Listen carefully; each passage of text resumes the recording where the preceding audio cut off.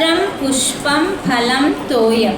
నువ్వు పరమాత్మకి ఏది సమర్పించినా, పరమాత్మ ఇందాకనే మీరందరు చెప్పిండ్రు, భగవంతుడు ఎవరినని చెప్పిండు?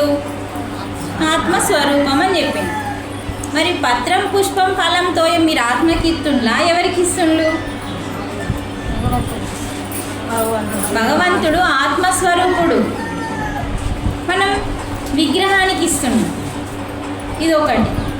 కానీ ఆ విగ్రహంలో మీరు భగవంతుని రూపాన్ని చూస్తున్నాము అనుకుంటున్నాం, అంటే మెల్లిమెల్లిగా ఎక్కాలనుకుంటున్నాం. పత్రిక ఏం చేసిండు, మెల్లగా తొందరగా ఎక్కుదాం పదా అని చెప్పి ఇట్లా తీసుకుపోతుంది. మంచిగా వినాలి, ఏది తప్పు కాదు, కాకపోతే మెల్లగా వస్తుంది. సరే, ఉత్తమమైన జన్మ మనకి ఇవన్నీ పూజల ద్వారా వచ్చిందనుకోండి. పూజలు చేసినాం, వ్రతాలు చేసినాం, హోమాలు చేసినాం, జపం చేసినాం, ఇంకా ఏమో చేసినాం, మంచిగా జన్మ వస్తుంది. ఇంకోటి కొత్త జన్మ మంచిది వస్తుంది. ఆ కొత్త జన్మ ఉత్తమమైన జన్మ వచ్చినప్పుడు మనకేం వస్తుంది అంటే అహంకారం వస్తుంది. రాదు అన్నో చేతిలో ఉంటుంది. నేను జన్మ గురించి అడిగిన, ఇప్పుడు నేను ఏమన్నా ఉత్తమమైన జన్మ మనకు వస్తే అహంకారం వస్తుంది అంటున్నారా? అహంకారం రాదు అన్నో చేతిలో వస్తుంది. మరి అహంకారం వచ్చినప్పుడు మనం ఎటువైపు పోతాం? చెడు వైపు పోతాం, అవునా కాదు? చెడు వైపు పోయినప్పుడు ఉత్తమమైన నీ జన్మ ఎటు కొట్టుకపోయింది? పోయిందా ఉన్నదా? పత్రిజీ అందుకే అంతగా ఆలోచించి చెప్పిండండి, ఉత్తమమైన జన్మ కోసం పాకులాడకు, మోక్షం కోసం పాకులాడు అన్నాడు. మరి పత్రము ఇప్పుడు ఆ చెట్టు నుంచి తెచ్చి పెట్టిన ఆకు వల్ల ఒక మెట్టెక్తావు, అది నువ్వు భక్తితో, అనన్య భక్తితో. సరే, మరి అసలు పత్రం అంటే భగవంతుడి ఆకెందుకు అడిగిండు నన్ను అని నువ్వు దీర్ఘంగా లోతులోకి వెళ్ళి ఆలోచిస్తే, నన్ను వెట్టుమన్నది పత్రం కాదు, ఆకు కాదు, నా మనస్సుని సమర్పించమన్నాడు అని ఎప్పుడైతే నిజమైన జ్ఞానాన్ని నువ్వు తెలుసుకుంటావో అప్పుడు నువ్వు నిజమైన పూజ చేసినావు. అది నీకు ఉత్తమమైన జన్మనివ్వది, అప్పుడు జ్ఞానాన్ని ఇస్తుంది. మంచిగా వినండి, మళ్ళీ అడుగుతుంది. ఇప్పుడు చెప్పకపోతే కట్టె పట్టుకొని అర్థమవుతుందా? అంటే భగవంతుడు భగవద్గీతలో పత్రం పుష్పం అడిగిన చెప్పి అందరు పత్రాలు ఇస్తున్నారు, పుష్పాలు ఇస్తున్నారు. ఎవరికి? విగ్రహానికి. మరి భగవంతుడు ఏమని చెప్పిండు భగవద్గీతలో? నేను ఆత్మస్వరూపాన్ని అన్నాడు. మరి ఇప్పుడు నువ్వు ఎవరికి ఇవ్వాలా? ఆత్మకి ఇవ్వాలి. ఆత్మని చేరుకోవాలంటే నీ మనస్సుని మైల లేకుండా చేసుకోవాలి. మరి ఇప్పుడు ఆత్మ దగ్గరికి వెళ్ళే తోవలో ఏమవుతుందంటే నీ మనస్సుని కడిగేయబడుతుంది శ్వాస ద్వారా. అంటే ఎప్పుడైతే మన మనస్సు అనేది చంచలంగా ఆకులాగా కొట్టుకుంటూ ఉంటుందో, ఆకు ఎలా చెట్టుకి కొట్టుకుంటుందో మన మనస్సు కూడా అలా కొట్టుకుంటూ ఉంటుందా లేదా అమ్మ? అందుకని భగవంతుడు ఏమడుగుతుందంటే, ఈ ఆకు నేనే కదా ఇచ్చింది, నేను ఈ ఆకును అడిగినా, నీకు ఆ మాత్రం తెలివి లేదా అని చెప్పి భగవంతుడు ఈ ఆకుని కాదు మనం అడిగింది, పత్రము అంటే మన అంతరంగంలో ఉన్న చంచలంగా పరిగెత్తుతున్న మన మనస్సుని అడిగిండు మనస్సుని. కానీ మైలగా ఉంది కదా, భగవంతునికి మైలని ఇస్తామా? ఇవ్వకూడదు. మరి ఏ యొక్క మనస్సుని అడిగిందంటే ప్రయతాత్మనః అంటే నిర్మలమైన మనస్సుని అడిగిండు. పత్రం అంటే ఇది. ఆ ఆకు పెడితే ఒక జన్మ మెట్టెక్కుతాం, మరి ఈ ఆకు పెడితే మోక్షం, జన్మ లేదు. అందుకనే నిర్మలమైన మనస్సుని సమర్పించాలంటే మనసు ఎక్కడుంది? మరి ఏడుంది? ఇక్కడనే ఉంది. ఎప్పుడైతే లోపల. ఇందాక విశ్వామిత్రుడు మనసు ఎక్కడుందో కనిపెట్టలేదా? మరి అప్పుడే కనిపెట్టిందని చెప్పినా కూడా ఎక్కడుందో చెప్తలేంటే ఇక్కడనే ఉందంటే ఎక్కడంటే మన లోపల, ఎవరికి వారి లోపల. అందుకని విశ్వామిత్రుని స్టోరీ ఎందుకు చెప్పాలంటే మీకు, మనస్సులో కోపం వస్తుంది, ఆ మనసు ఎక్కడుంది? అంతరంగంలో ఉంది. అంటే అంతరంగంలోనే మన యొక్క గుణాలు ఉన్నాయి. అప్పుడు నువ్వెక్కడికి వెళ్ళాలా? అది ఎక్కడుంటే, ఇప్పుడు భగవద్గీత క్లాస్ ఇక్కడికి చెప్పాలంటే నేను ఇక్కడికి రావాలి. నేను అక్కడనే ఉండి ఇక్కడ చెప్తే సగం వింటారు, సగం వినరు. అది జూమ్ లాగానే ఉంటుంది. జూమ్ క్లాస్కి రియల్ క్లాస్కి తేడా ఉంటుందండి. ఉంటుందా ఉండదా? అందుకని ఇక్కడ మనకేమి మనసు ఎక్కడుంది, మనం అక్కడికి వెళ్ళాలి దాన్ని అడగడానికి. ఇప్పుడు రూమ్ ఇక్కడ ఉంది, ఇది అడగాల, అక్కడికి నువ్వు వెళ్తావు, అది నీ దగ్గరికి వస్తుందా? ఇప్పుడు మనసు దగ్గరికి వెళ్ళన్నా అద్దా? మనసు ఎక్కడుంది? మన లోపల, మన దగ్గర కాదండి, లోపల. అంతరేంద్రియము, అంతర ఇంద్రియము, మన అంతరంగంలో ఉన్న ఇంద్రియము మనస్సు. ఆ మనస్సు మన లోపల ఉంది కాబట్టి నువ్వు లోపలికి పోవాలి. ఇగో భగవంతుడు తింపి తింపి తింపి మన నేడికి తీసుకొచ్చిండు, ధ్యానం దగ్గరికి తీసుకొచ్చిండు. అంటే మనస్సు లోపల ఉంది కాబట్టి ఆ మనస్సుని శ్వాస మీద ధ్యాస ద్వారా మైలని పోగొట్టుకోవచ్చు. ఎందుకంటే ఈ మైలని పోగొట్టే శక్తి శ్వాసకి మాత్రమే ఉంది కాబట్టి అప్పుడు శ్వాస మీద ధ్యాస ద్వారా మనస్సులో ఉన్న ఆ కామక్రోధ లోభ మోహ మదమాశ్చర్యాలన్నీ మాలిన్యం పోతుంది. మాలిన్యం పోయినప్పుడు ఆ స్వచ్ఛమైన మనస్సుని మనం పరమాత్మకి సమర్పించినప్పుడు మనకి జ్ఞానం వస్తుంది. ఆ తోవలో, ఈ సాధనలో, మనం వెళ్తున్న సాధనలో రోజు కొంచెం, ఒకరోజు కామం, ఒకరోజు క్రోధం, ఇలా పోగొట్టుకున్న మార్గంలో ఈ తోవలో మనకి జ్ఞానం వస్తుంది. ఓ నేను శరీరం కాదు, నేను మనసు కాదు, నేను బుద్ధి కాదు, నేను ఆత్మస్వరూపాననే జ్ఞానం వచ్చినప్పుడు మైల మొత్తం పోతుంది. అప్పుడు ఆ స్వచ్ఛమైన మనస్సుని, బుద్ధిని, పుష్పం అంటే బుద్ధి గుర్తుంచుకోండి. చూడండి, ఇది మొగ్గ, ఇది రేపు పూసింది అనుకో, దాన్ని ఏమంటాం? వికసించింది అంటాం, పూయడం కాదు. ఏమంటాం? ఈరోజు గులాబీ పువ్వు పూసింది అంటాం, కానీ దాని ఒరిజినల్ వికసించింది. అంటే మన బుద్ధిని కూడా ఎప్పుడైతే మైల మొత్తం తీసేస్తామో, మనసు స్వచ్ఛమవుతుందో అప్పుడు బుద్ధి కూడా వికసిస్తుంది. ఇప్పుడు పత్రం అంటే మనసు, పుష్పం అంటే బుద్ధి. చూడండి ఎంత ఈజీగా అడగడండి భగవంతుడు. ఆయన నీ వాడు కావాలంటే ఆకు తెంపి ఇస్తే అవుతాడా? ఇప్పుడు మాట్లాడండి, ఆకు తెంపి ఇస్తే అవుతాడా? కొంచెం జన్మ మంచిది ఇస్తాడు, కానీ ఆయన నీవాడు కాడు. దానికి ఫలితం ఉంది చెప్తున్నా, మీరు మళ్ళీ తప్పుగా అపార్థం చేసుకోవద్దు. నేను మంచిగా గటే చెప్తున్నా. మనకి అది ఇస్తే కొంచెమే, ఇంత ఒక మెట్టు గిట్ల ఎక్కువ అంటాడు అంతే. కానీ ఆ మెట్టు ఎక్కినావో లేదో మళ్ళీ మొత్తం కిందికి వచ్చి పడిపోతావు. అహంకారంతో కథం పాపాల వైపు పోతావు. మళ్ళీ ఏమైంది? ఉత్తమమైన జన్మవై ఘోరమైన జన్మని తెచ్చుకుంటాము. అందుకని అన్నింటికంటే ముఖ్యమైనది ఏంటి? మనసు. దాన్ని కడగాలి. అది కడిగే ఆయుధం శ్వాస, నీ ఊపిరి. ఊపిరితో ఉండాలి, ఓళ్ళతో ఉండదు. కోడలద్దు, కొడకద్దు, వాళ్ళు ఏమైనా పని చెప్తే వేయి, భూమి పెడితే తిను, నీ ఊపిరితోనే కూడు. కథం కేలి కథం, దుకాణం బంద్. అంతే అంతే ఉండాలి. అంతే ఉంటే లొల్లే ఉండదు కదా, స్వర్గం ఉంటుంది ఇంట్లో. అలా మనకి పత్రమైంది, పుష్పమైంది. ఇప్పుడు ఫలం దగ్గరికి వద్దాం. అప్పుడే చెప్పేసి ఇంకా మీకు అర్థమైంది అనుకుంటా. ఫలం అంటే మనం ఏం చేస్తున్నాం? మంచిగా పండ్లు, యాపిల్ పండు తెస్తున్నాం, అరటి పండు తెస్తున్నాం, అన్ని పండ్లు తెస్తున్నాం. మళ్ళీ అవన్నీ ఇచ్చింది ఆయననే. అవి తేవడం పెద్ద సమస్య ఏం కాదు కదా. నువ్వు కష్టపడాలి. మనస్సుని మైల తీసేయాలంటే కష్టపడుతున్నామా లేదా? అంటే మన పిల్లలు కూడా ఒక స్టేజ్కి రావాలంటే పిల్లలు మంచిగా కష్టపడి సాధించాలని మనం కోరుకుంటున్నామా లేదా మేడం? అలా తలకాయలు ఊపుతారు. అవును, మన పిల్లలు కూడా మంచిగా కావాలంటే ఫస్ట్ కష్టపడాలని అనుకుంటున్నామా లేదా? కానీ ఆ దొంగతనం చేసి, ఈ దొంగతనం చేసి మంచిగా కావాలనుకుంటామా? కష్టపడి అంటాం. అలాగే భగవంతుడు కూడా ఈజీగా వచ్చే ఈ చెట్టు నుంచి వచ్చి ఈ ఆకుని ఇస్తే నేనెందుకు దర్శనం ఇస్తా అంటాడు దేవుడు. ఈజీగా వచ్చేది కాదు. నా బిడ్డ కూడా కష్టపడాలి. ఆ కష్టంలోనే వాడికి సుఖం తెలుస్తుంది, జ్ఞానం వస్తుంది. అందుకని మనస్సుని కడగడానికి సాధన చేస్తే, ధ్యానంలో కూర్చుంటే చేయగా చేయగా చేయగా మనస్సు కడిగేయబడుతుంది.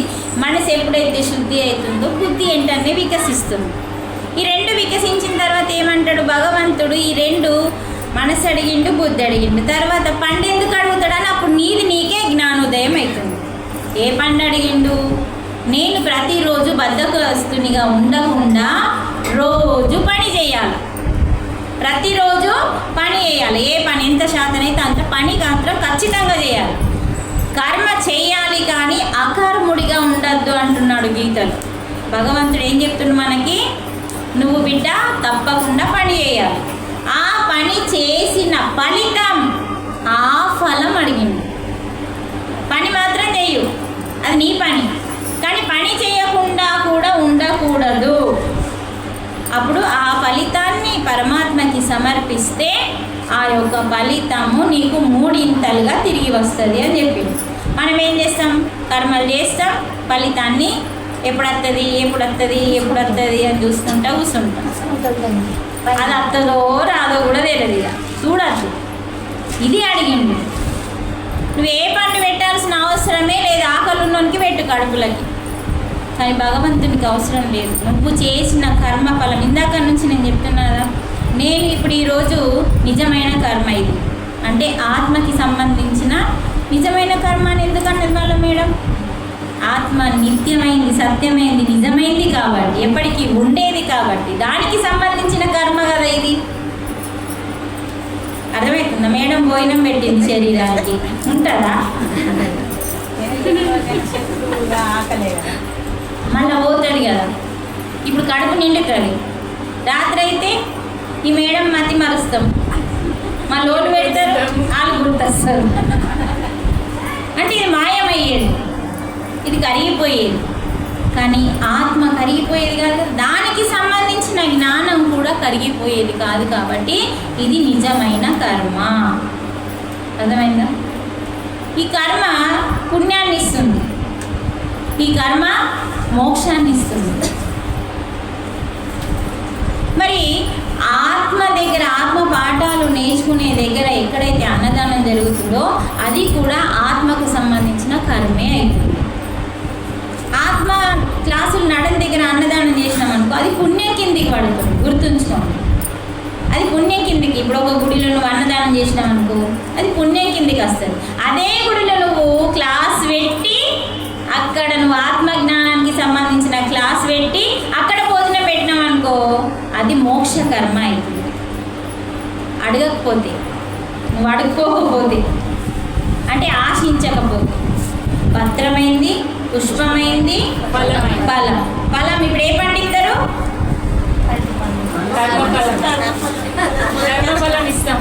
ఎడమ గోడు ఉన్నదా? గుద్దు కూడా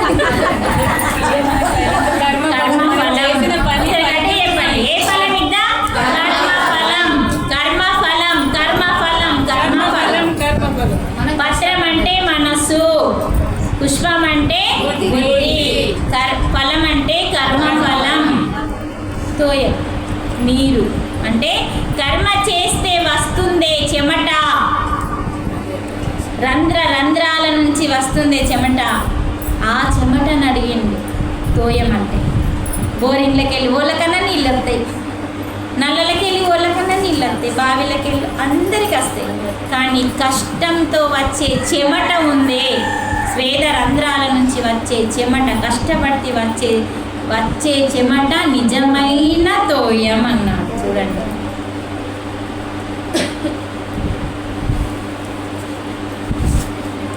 అంత ఏ రోగం రాదు. అంత చెమటతో కష్టంతో చేసిన అది 1 రూపాయి నువ్వు దానం చేసినా 1,00,000 రూపాయలు దానం చేసిందంతో సమానం అని చెప్పిండు. కష్టంతో చేసింది. ఇటు ఫ్యాన్ కింద కూర్చొని టేబుల్ కింద చేతి పెట్టి లంచం తీసుకొని ఆడు 1,00,000 ఇచ్చిన రూపాయితో సమానం. అర్థమైంది ఇప్పుడు?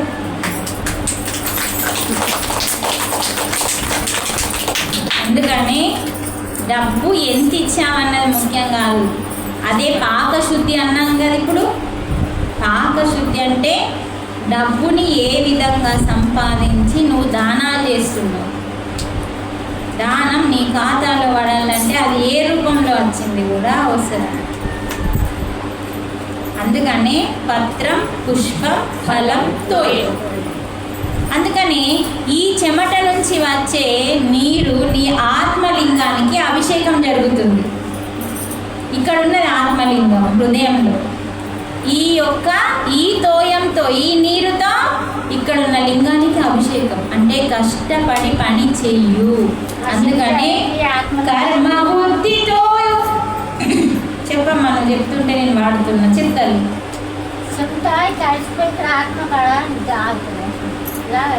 ఈడ లొందు ఉంటుందండి మనకి. ఇక్కడ మనకి బొటన వేలు పట్టే అంత లొందు ఉంటారు. గుడ్డ ఈడున్నాడు చూడు, ఇట్లా పెట్ట కొంచెం అంగి లేపాలా మరి. ఎందుకమ్మా ఆయన సర్వభూత స్థిత అని, అందరిలో నేనున్నాను. కానీ ఎక్కడున్నాను? ఆత్మకి ఒక హృదయం ఉంటుంది, శరీరానికి గుండె ఉంటుంది, ఆత్మకి హృదయం ఉంటుంది. అర్థమైందా? ఆ హృదయంలో సూక్ష్మాతి సూక్ష్మంగా వడ్ల గింజ మొనంత, వడ్ల గింజ చూడండి, దాని మొన ఇట్లా చూస్తే కనబడుతుంది. అంత సూక్ష్మంగా మన ఆత్మ మన శరీరంలో ఉండి దగ దగ దగ మెరుస్తూ ఈ శరీరాన్ని నడిపిస్తుంది. ఆ బొటన వేలు పడే అంత లొందలో అక్కడ మనకి అనాహత చక్రం ఉంటుంది, ఆకుపచ్చ కలర్లో. అది హృదయ చక్రము అంటాం. అందుకని అది అందరికీ విచ్చుకోదు. అది ఎవరికైతే విచ్చుకుంటుందో అందరినీ ప్రేమిస్తారు అన్నట్టు, రాధలాగా. ఎవరు రాధా? రాధా కృష్ణుడు. కృష్ణుడు రాధ కాదు, రాధా కృష్ణుడు. ఆ రాధ మొత్తం. రాధ అంటే ప్రేమ, ప్రేమ అంటే రాధ. కానీ ఎవరికి ప్రేమిస్తుంది? అందరికీ, శత్రువులని కూడా. అది మనం నేర్చుకోవాలి అమ్మ దగ్గర, రాధమ్మ దగ్గర. అది మనం నేర్చుకోవాలి. అందుకని ఇక్కడ మనకి హృదయ చక్రం అనేది ఆత్మకి సంబంధించిన హృదయం. ఈ హృదయ చక్రం అనేది మనం పిచ్చుకోవాలి. అందుకని మనం నమస్కారం పెట్టినప్పుడు కూడా ఈ చేతులు ఇట్లా వస్తాయి కదా, ఈ బొటన వేలు ఇటు తలుగుతారండి. అంటే ఇక్కడనే పరమాత్మ ఉన్నాడని బొటన వేలు చెప్తుంది. చూడండి, శరీరము, మనసు, బుద్ధి, ఆత్మ, పరమాత్మ. ఈ పరమాత్మ ఈడున్నాడు కానీ ఈ నమస్కారం మనకి చెప్తున్నాడు. మన నమస్కారము అంత గొప్పగా మనకి భారతీయులు కనిపెట్టించింది. భారతీయుల ఋషులకి ఒకసారి గట్టిగా ధన్యవాదాలు. ఎప్పుడూ వాళ్ళని గుర్తు చేసుకుంటూ ఉండాలి. పత్రం, పుష్పం, ఫలం, తోయం. అర్థమైంది? ఇప్పుడు దన్ను మనం చెప్పి పత్రిని పెట్టడం కాదు. పత్రి ఇంకొకటి ఎందుకు పెడతామన్నది యాంటీబయాటిక్ అంటుంది. పత్రి పెట్టిన తర్వాత అక్కడ మనం ఎక్కువ వాటర్ పోస్తాం కదా శివుని పైన. అది ఏం చేస్తుందంటే ఆ వాటర్ ద్వారా మనకి సూక్ష్మక్రిములు తొందరగా అటాక్ చేయకుండా ఆ పత్రి మనల్ని రక్షిస్తుంది. అది ఒక యాంటీబయాటిక్. తర్వాత మనం అది పత్రి పెట్టినాక కాసేపు అయినాక అది నానుతూ ఉంటే మళ్ళీ దానిపైన నీళ్లు పోసి ఆ ముంతలో నీళ్లు పట్టుకొని తాగుతుంటే అది ఇంకొక రోగాన్ని రానియకుండా పత్రి వాటర్ మనకి యాంటీబయాటిక్ అవుతుంది. అది యాంటీబయాటిక్ సంబంధించింది. అక్కడ 3 ఆకులు ఉంటాయి. మనం 3 ఆకులు ఎందుకు మనం సమర్పిస్తున్నామంటే మన 3 గుణాలని పరమాత్మ పాదాల దగ్గర సమర్పించేయాలి. ఏంటా 3 గుణాలు? 3 ఆకులున్న పత్రిని పెట్టడం గొప్ప కాదు. మరి ఈ 3 ఆకులు ఎందుకున్నాయని ఎప్పుడన్నా ఆలోచించినామా? 1 ఎందుకు లేదు, 2 ఎందుకు లేవు, 4 ఎందుకు లేవు అని ఆలోచించినామా? 3 ఉన్నాయి, పెడదామంతే. అదే మరి తెలుసుకోమన్నాడు. 3 ఆకులు అంటే 3 గుణాలు. 1 తమో గుణం, 1 రజోగుణం, 1 సత్వగుణం. ఈ 3 గుణాలని పరమాత్మకి సమర్పిస్తే నీకు శుద్ధ సత్వగుణం, అంజనేయుని గుణం, ఆంజనేయ స్వామి యొక్క గుణం నీకు వస్తే అప్పుడు నువ్వు ఆంజనేయ స్వామిలాగా అందరికీ సమానంగా చూసి అందరికీ సేవ చేస్తావని ఆ గుణాన్ని సంపాదించుకోమని చెప్పిండు. అర్థమైందా? అర్థమవుతుంది. ఇప్పుడు కొంచెం అయితే అది పోతుంది.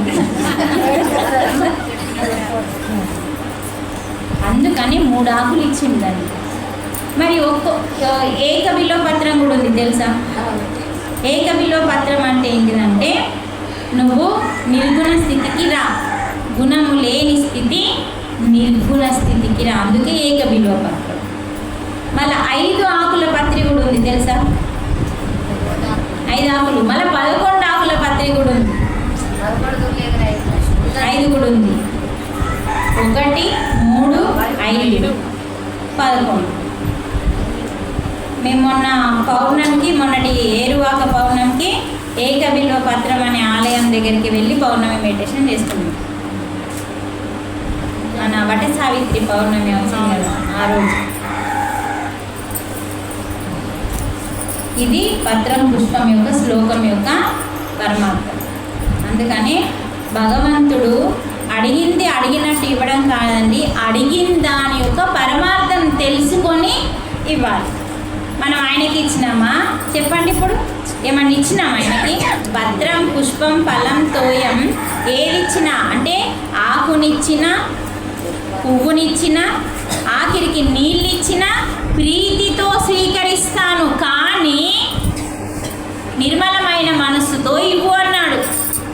మరి నీ మనసుని ఫస్ట్ నిర్మలం చేసినాక అప్పుడు ఆకిచ్చుకో, పువ్విచ్చుకో. మరి నిర్మలమైన మనసు నువ్వు చేసేసుకున్న తర్వాత నాలోనే శివుడు ఉన్నాడని తెలుసుకుంటావు, అప్పుడు నువ్వు ఇయ్యనియ్యవు. అది ఆయన ప్లాను. అప్పుడు నువ్వు ఇయ్యవమ్మా. ఎందుకంటే నాలోనే శివుడు ఉన్నాడు, ఆత్మలింగం నాలోనే ఉంది, నేనే అని తెలుసుకోవడానికి నీ లోపలికి నువ్వు ఆ శివుడి కావడానికి నీ లోపలికి వెళ్తున్నావు. అందుకే కదా ప్రాణం ఉంది అమ్మ నిన్ను శివము అంటారు. పక్క కొలని చచ్చిపోయింది అనుకో, ఆడ ప్రాణం లేదు అంటే ఊపిరి లేదు, నీ లోపల ఊపిరి ఉంది కాబట్టి శివం అన్నారు. ఆడ ఊపిరి పోయింది కాబట్టి అంటే ఉన్నదంతా ఊపిరిలో ఉంది లొల్లి. అందుకే ఆ ఊపిరిని పట్టుకుంటే అన్ని లొల్లులు సమాప్తం.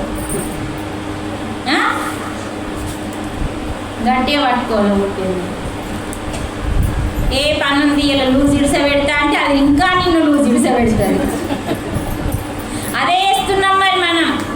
కంటిన్యూ ఎక్కడ ధ్యానం చేస్తున్నారు చెప్పండి? ఇలా పెన్లు ఉంది, లేకపోతే ఇలా ఇంకేముంది ఏమంటారు మన అది కాదు నార్వెండి, ఇంకా హల్దీ అది మెయిన్ ఇప్పుడు మనకి పెళ్ళి కంటే. అంటే ఇది ఉంది అది ఉంది, రేపు చేస్తే ధ్యానం అంటే అది కూడా నిన్ను లూజ్ ఇడిస పెడుతుంది ఊపిరి. అది గుర్తుంచుకోండి. మన పని మన ధ్యానమే ఫస్ట్ ధ్యానం, తర్వాత నెక్స్ట్. బ్రహ్మ గడియల్లో ఏమన్నా పెళ్ళిళ్ళు అవుతాయా? కావు కదా, తెల్లరినాకనే అవుతున్నాయా. అందుకని బ్రహ్మ గడియల్లో ధ్యానం చేయమని చెప్పేసుకున్నాం మనం. మళ్ళీ అందరూ అన్నాక రాత్రికి మళ్ళీ పెళ్ళికి పెళ్ళయింది, ధ్యానంకి ధ్యానమైంది, హల్దీకి హల్దీ అయింది, డ్యాన్స్కు డ్యాన్స్. మనకు కూడా ఇప్పుడు డ్యాన్స్ ఉంటుంది. క్లాస్కి క్లాసు, ధ్యానంకి ధ్యానం, భోజనానికి భోజనం, ఎంజాయ్కి ఎంజాయ్. ఇది సంబరం. ఈరోజు క్లాస్ బాగా జరిగింది, సంబరం. అన్నీ చేయమన్నాడు పత్రి సారు.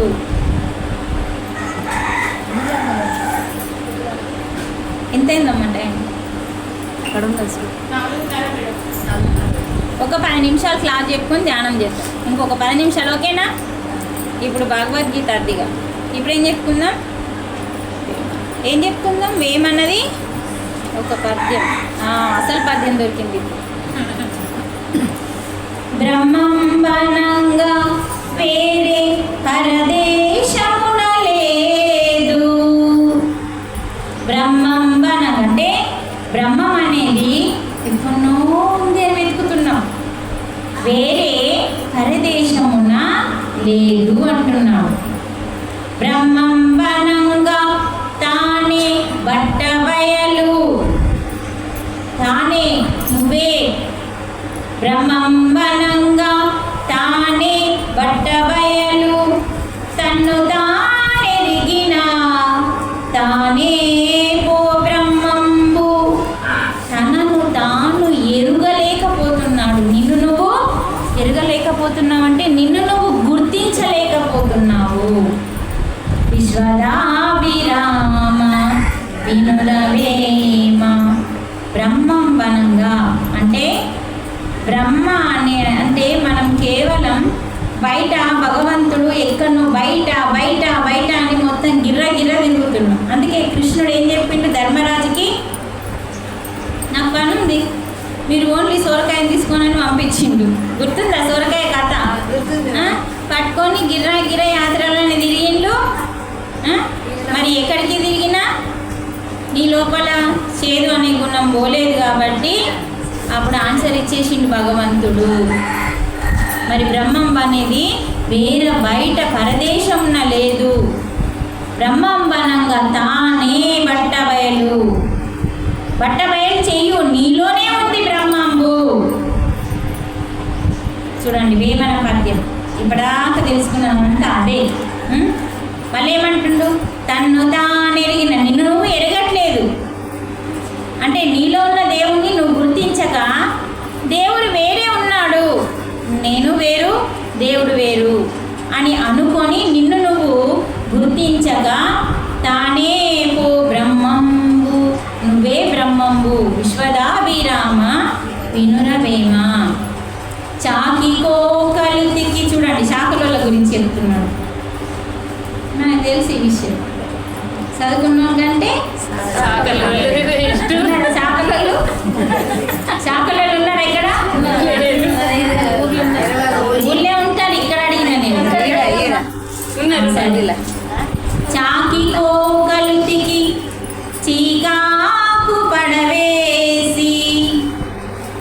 చీకాకు అంటే మైల, చీకాకు అంటే షిరాక్ కాదు. వాళ్ళు ఏం చేసిండట? చాకలో ఏం చేసిండు? కోకలు ఉతికి, కోకలు అంటే గోచీరలు అన్నీ వస్తాయనుకో, అవి ఉతికి ఏం చేసిండు? చీకాకు పరవేసి మైలనంతా వడగొట్టేసిండు. మైల తీసి లెస్స మడిచినట్లు బుద్ధి చెప్పి వాడు. వాళ్ళు ఎట్లా మైల తీసి మళ్ళీ చీరలన్నీ మడత పెట్టి మన ఇంటికి తీసుకొస్తారు. ఓళ్ళయాలకి బుద్ధి గుర్తుంచుకొని. మరి నువ్వు అప్పటిది పట్టుకో తల్లి. ఇప్పుడు అన్నీ ఏమైపోయినాయి అంటే అమ్మా నువ్వు అనేది కరెక్టే. అప్పటి శాఖలు ఎట్లా ఉండే అంటే చక్కగా మంచిగా పద్ధతి కొద్దీ ఒర్రెకెళ్ళి మంచిగా ఉడకబెట్టి ఎంత స్వచ్ఛంగా తెచ్చేవాళ్ళు. అది అది చెప్తున్నాడు భగవంతుడు. ఇప్పుడు రాను రాను కలియుగం కదమ్మా, కలియుగం అట్లనే ఉంటుంది. అదే మనల్ని నేర్చుకోమంటుండు అందరు. ఇక్కడ ఇంకోటి ఏమంటుండు? సరే శాఖలైనా బట్టలు కొండవేండు, మైల తీసిండు, బండకేసి ఉతికి మైల తీసి మళ్ళీ ఏం చేసిండు? మంచిగా మద్ద పెట్టి ఓలకి ఇచ్చిండు. అలాగే బుద్ధి చెప్పేవాడు బుద్ధినా సరే, బుద్ధి చెప్పేటోడు మిమ్మల్ని బుద్ధినా సరే అంటున్నా. ఇందాక నేను కట్టేవాడుతాను.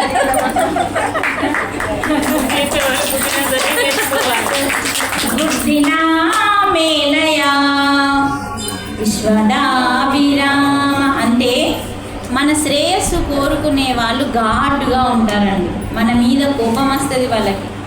అంటే కోపంతోనే చెప్తారు కానీ మన శ్రేయస్సు కోరుకుంటారు. మెత్త మెత్త చెప్పేవాళ్ళే నువ్వు మంచిదాన్ని, ఏం తప్పు లేదు నీది, మన తప్పు ఉంటుంది అడ. కానీ మనం ఏమనుకుంటామో అని చెప్పి ఒకవేళ వాళ్ళ దోస్తు కట్ చేస్తాం కావచ్చు అనుకోని వాళ్ళు ఏం చేస్తారు, నువ్వు కరెక్టే ఉన్నావు. అప్పుడు వాళ్ళని నమ్మకూడదు, నల్లిగా ఉన్న వాళ్ళని నమ్మకూడదు. బుద్ధి చెప్పేవాడు బుద్ధినా మేలయ. అందుకనే బుద్ధి ఎవడన్నా చెప్పేటోడు ఉంటే వాడు బుద్ధినా సరే వాని దగ్గరికే వెళ్ళు అని చెప్తున్నాడు. విశ్వదాభిరామ వినురవేమ. ఒకసారి చెప్పండి, మంచిగా గుర్తుండాల, గుద్దుడు కదా. చాకి కోకలుతికి